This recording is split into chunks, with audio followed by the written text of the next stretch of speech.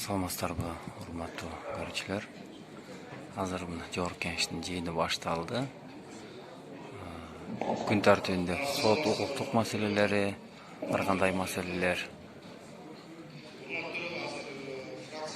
жазылган. Азыр мына Бакыт Төрөбаев микрофонго чыкты.